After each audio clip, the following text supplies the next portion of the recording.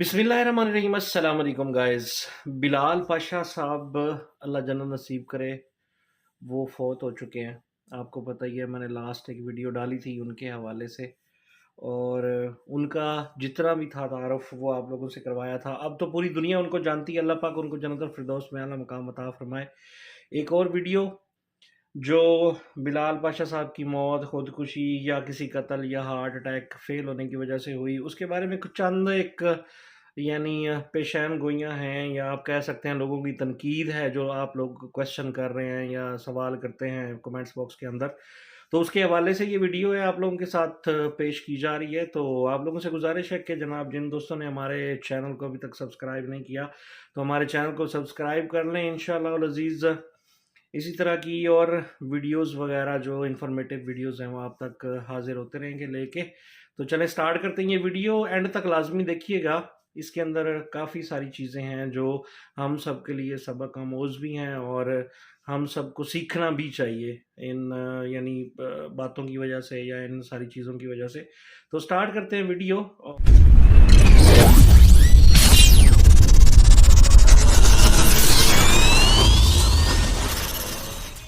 बिस्मिल्लाहिर्रहमानिर्रहीम, अस्सलाम वालेकुम। मैं हूँ फरा इकरार, उसी दुआ और उम्मीद के साथ कि आप तमाम लोग जहाँ कहीं हों बिल्कुल खैर खैरियत से हों, अपने घर वालों के साथ, प्यारों के साथ खुश बाश अंदाज में अपनी ज़िंदगी को गुजार रहे हों।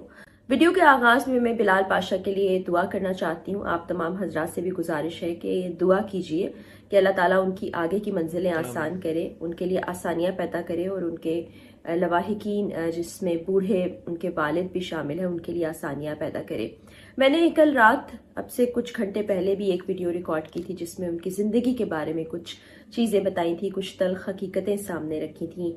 लेकिन आपको पता है, सोशल मीडिया एक ऐसा प्लेटफॉर्म है जिसके ज़रिए आप राय का इजहार कर सकते हैं, लेकिन साथ ही साथ वहाँ लोग इतने जुल्म भरे कमेंट्स कर रहे होते हैं। मुझे समझ नहीं आती कि हम जालिम होना क्यों पसंद करते हैं। इतनी इतनी तल्ख बातें करते हैं, ऐसी ऐसी चीज़ें कहते हैं जिसका उस ख़ानदान पर बहुत बुरा असर हो सकता है। वो शख्स दुनिया से चला गया, उसके ऊपर जो गुजरी जैसा हुआ वो जानता है, लेकिन जिस बुनियाद पर बात की जा रही थी कि वो डिप्रेशन का शिकार थे, उन पर प्रेशर था, वो स्क्रीनशॉट्स मैं आपसे शेयर कर रही हूँ आज की वीडियो में। वो अपने दोस्त से बात करें जिसमें वाज़ेह तौर पर उन्होंने लिखा है, आप सेकंड स्क्रीनशॉट जरा गौर से पढ़िएगा। उसके बाद दो तरह की राय सोशल मीडिया पर आ रही है। ये राय मैं अल्फाज जो है बड़ी जिम्मेदारी से इस्तेमाल कर रही हूँ। कुछ लोग कह रहे हैं कि उनको कार्डियक अरेस्ट हुआ था, यानी कि उनका हार्ट फेल हो गया था। कुछ लोग ये कह रहे हैं कि उन्होंने अपनी जान ले ली थी, खुद से ही खुद का खात्मा कर लिया था। लेकिन ऐसा होता है कि कुछ वो बातें होती हैं, राय होती है जो लोगों ने कायम की होती है या जैसा वो समझ रहे होते हैं। दूसरी जानिब वो चीज़ें होती हैं जो ज़राए के ज़रिए से सामने आ जाती हैं। जैसा कि आपको पता है कि वो बन्नू में मौजूद थे और बन्नू डिवीजन कंटोनमेंट बोर्ड के सीईओ के तौर पर ओहदा संभाले हुए थे, वहां पर काम कर रहे थे। हरदिल अजीज थे, जिन जिन स्टूडेंट्स को भी उन्होंने पढ़ाया वो भी उनकी बड़ी तारीफ कर रहे हैं। कमेंट सेक्शन में भी मैंने देखा कि वो बात कर रहे हैं। फिर एक और चीज़ है, उस हवाले से मैं बाद में बात करती हूँ। तो वहां पर बताया ये जा रहा है कि वो घर पर मौजूद थे और ये बयान वहां की पुलिस ने दिया है। एसएचओ का नाम है रजा खान। वो कहते हैं कि हम जाए वकुआ पर पहुंचे, यानी कि जो उनकी रिहाइश गाह थी, सरकारी रिहाइश गाह मिली हुई थी, वहीं पर वो रहते थे कंटोनमेंट के अंदर। वहां पर वो पहुंचे तो उन्होंने उनको बेजान देखा और देखा कि गोली लगी है, खून में वो लथपथ हैं, और वो कहते हैं कि सर पर गोली लगी थी। अब कुछ हलकों में ये भी कहा जा रहा है कि ऐसा हो सकता है कि उनकी जान ले ली गई हो। बहरहाल पुलिस ने उनको वहां से मैयत को ले गए। वो आखिरी रसूमात वहीं पर अदा की गई, नमाज जनाजा अदा किया गया। उसके बाद उनकी मैयत को उनके आबाई इलाके खानेवाल में भेज दिया गया। तो ये तमाम वो चीज़ें हैं जो पुलिस की जानिब से बताई गई हैं। अब बहुत से लोग ये बात कर रहे हैं कि उनको डिप्रेशन नहीं था, प्रेशर नहीं था, इतनी सारी सहूलियात उनको मिली हुई थी।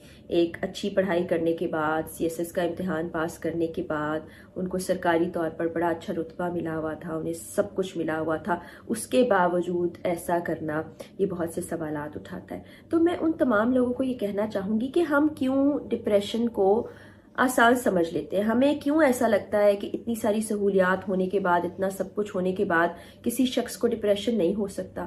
میں ایسے بہت سے لوگوں کو جانتی ہوں جن کے پاس اللہ کا دیا بہت کچھ ہے، بڑی خوشگوار اچھی زندگی گزار رہے ہیں. ان کو آپ دیکھ کر نہیں کہہ سکتے کہ ان کے ساتھ ایسا کچھ مسئلہ چل رہا ہے، لیکن وہ ڈپریشن سے گزر رہے ہیں. جب ہم بیمار پڑ جاتے ہیں تو ہم ڈاکٹر کے پاس چلے جاتے ہیں کہ جی ہمیں نزلہ ہو گیا، زکام ہو گیا، تو اس کا تعلق بھی باڈی سے ہے، برین بھی آپ کی باڈی میں ہی ہے. کچھ ایسی چیزیں ہو جاتی ہیں کہ اس کا فنکشن ٹھیک سے کام نہیں کر رہا، بیلنس نہیں ہو رہا، تو اس کے لیے بھی تو علاج موجود ہے نا. اس کو پھر ہم ٹیبو کیوں بنا لیتے ہیں؟ کیوں ہم اپنے سامنے نوجوانوں کی جانوں کو جاتے ہوئے دیکھ رہے ہیں؟ تو یہ 3 طرح کی چیزیں آئی ہیں، لیکن پولیس کا جو ورژن ہے کہ خود سے انہوں نے یہ سب کیا ہے، وہ اس وقت پولیس کی جانب سے کہا جا رہا ہے. اور S H O Raza Khan صاحب انکوائری کر رہے ہیں، اس پر تحقیقات کی جائیں گی کہ وجہ کیا بنی، سبب کیا بنا. تو یہ چیز آن ریکارڈ موجود ہے، میں آپ سے خبر بھی اپنے اس ویڈیو میں شیئر کر رہی ہوں. دوسرا، کچھ لوگ یہ کہہ رہے ہیں کہ ان کی شادی نہیں ہوئی تھی. انفارمیشن آپ لوگ غلط دیتے ہیں، انفارمیشن کی تحقیق کر لیا کریں. تو میں آپ کو بتاؤں، بہت سی آپ کی ذات کے پہلو ایسے ہوتے ہیں جو لوگ سامنے نہیں لے کے آتے. بہت سے لوگ اپنی ذاتی زندگی پر بات نہیں کرنا چاہتے. تو یہ مصدقہ بات ہے کہ ان کی شادی ہوئی تھی، لیکن شادی چل نہیں سکی، اور اس بات سے بھی وہ دل برداشتہ تھے. کچھ 6 ماہ پہلے کا عرصہ تھا جب ان کی علیحدگی ہو گئی تھی ان کی بیگم سے. اس کی بھی بہت سی وجوہات بتائی جا رہی ہیں، لیکن چونکہ ذاتی بات ہے تو اس پر بات کرنا کچھ مناسب نہیں لگتا. تو بہرحال جو لوگ اس پر آواز اٹھا رہے ہیں اور جو بلال کے حق میں اس وقت دعا کر رہے ہیں اور کہہ رہے ہیں کہ اللہ تعالیٰ ان کی زندگی کو آسان کرے، ان کے اوپر جو بھی سٹریس تھا، ڈپریشن تھا، پریشر تھا، نہیں ہونا چاہیے.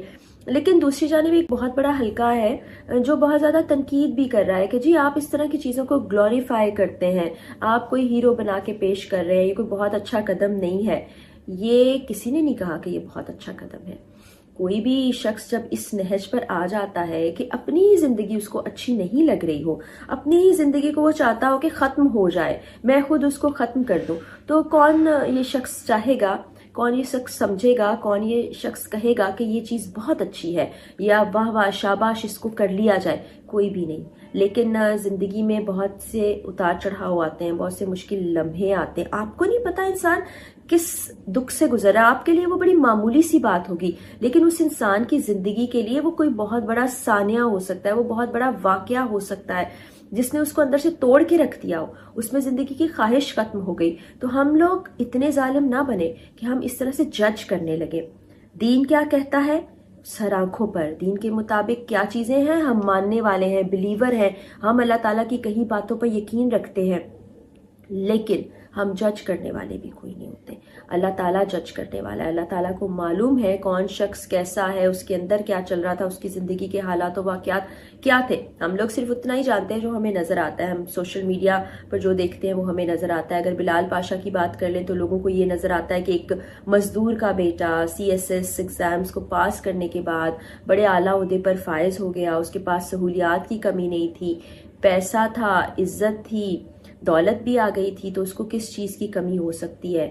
لیکن اس نے تذکرہ کیا اپنے دوستوں سے، بات کی اپنے دوستوں سے کہ میں ناخوش ہوں، میرے اندر کوئی ٹوٹ پھوٹ چل رہی ہے، مجھے پریشانی لاحق ہے. لیکن وہی بات کہ لوگوں نے کہا کہ ایسا کیا ہو سکتا ہے، یہ ایسے ہی کہہ رہا ہے، یہ ایسے ہی کہہ دیا ہوگا. لیکن اب تک تو ہم نے کافی ساری چیزیں دیکھ لیں کہ ان سب چیزوں نے کیسے کیسے نوجوانوں کو نگل لیا.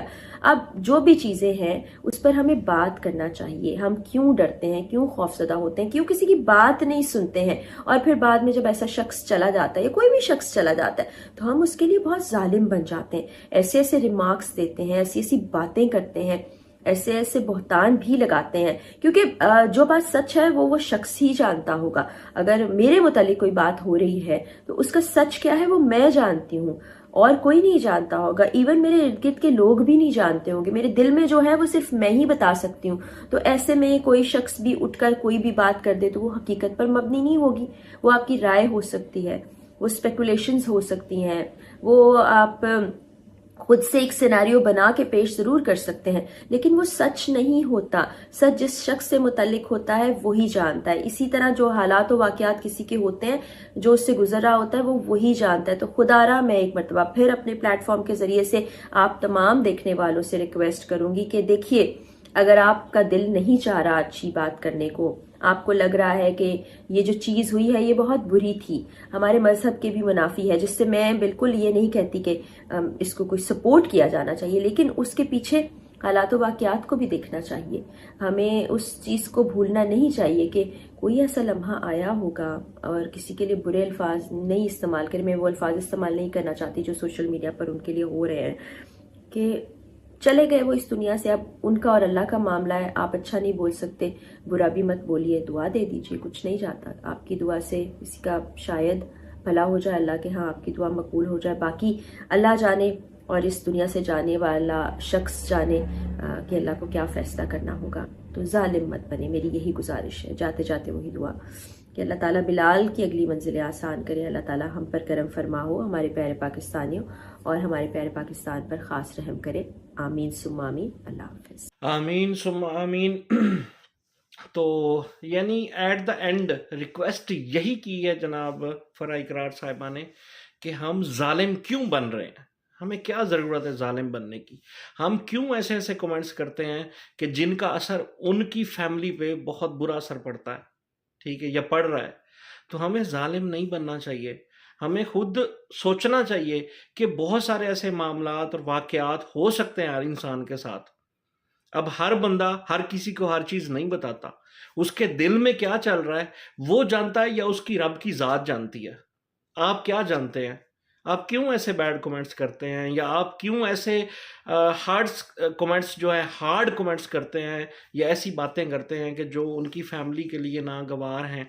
ان کا معاملہ ہے اور اللہ تعالیٰ کا معاملہ ہے کہ اللہ کو کیا منظور تھا، اللہ کو کیا منظور ہے، اور آگے اللہ پاک نے ان کے لیے ان کی جو منزلیں ہیں وہ کیسے رکھی ہوئی ہیں۔ یہ ہم سب کو ان کے لیے دعا کرنی چاہیے کہ اللہ پاک ان کے لیے آسانیاں پیدا فرمائے اور ان کے اگلے جہان کی منزلیں اللہ پاک آسان فرمائے۔